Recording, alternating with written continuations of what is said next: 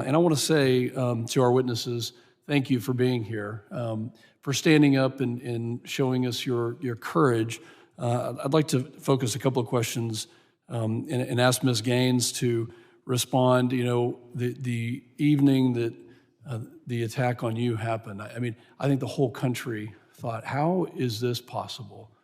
You've had the courage to speak out on an issue that is very personal to you. I have 3 daughters, and to think about the issue that you're talking about and standing up for what you believe in, the freedom of speech, the First Amendment protects your ability to do that. And yet, San Francisco State University President Lynn Mahoney wrote a letter sympathizing those who attacked you. And I can't imagine how that has made you feel. I know how it's made me feel. No, it's we've used the term domestic terrorists a lot in this hearing, and that's constantly something I get called by these same left-leaning protesters who, again, for simply saying women deserve fairness, we deserve safety, and we deserve privacy, and we deserve respect. And I get called a domestic terrorist all the time.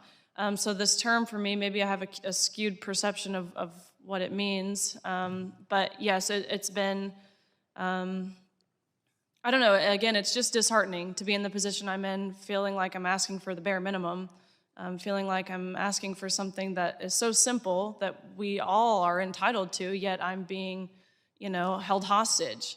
And there's one more piece I wanted to mention about this night that I haven't really touched on. I briefly touched on it in my testimony, but the verbiage outside the room, when I was still giving my speech, these protesters, the video doesn't do a good job showing of just how many were in these stairways. I mean, it was hundreds of people.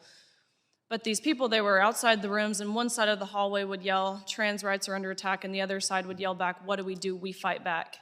And they kept using the term, "we fight back." And so after I'd finally been barricaded and I was in this room for a couple hours and they kept saying it, I'm like, why do they keep saying "we fight back"? And we've talked a lot about this stemming from the top in regards to Trump and January 6th and Tucker Carlson giving the license to people to basically do whatever they want but we're not talking about this on this side of it, because the day before this incident at San Francisco State, the Biden administration press secretary had a press release, a press conference where she says word for word, our trans community is resilient and they fight back. And I find it so ironic they were using the exact same verbiage, "we fight back." They kept saying it continuously.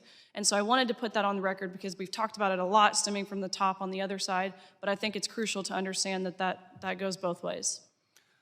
Well, Ms. Gaines, thank you for your courage. Thank you for standing up for what you believe in. Any sort of threats or violence or intimidation is despicable. It has no place in our society. And to my colleagues on the other side of the aisle, real courage lies in being able to stand up even when it's not popular, and even when you may not agree with it, but being able to stand up to a bully, and that's what this is. This is about a bully in our society for a narrative that some don't agree with, and it doesn't matter which side you stand on, but you have stood up to that bully, and I applaud you for doing that. And the country is watching you and your leadership, and we appreciate what you're doing. Mr. Chairman, thank you for holding this hearing and standing up to a bully. We should all condemn any violence that happens, and I think that that's exactly what this hearing is about, and I yield back. Well done, Mr. Pfluger. The gentleman yields back.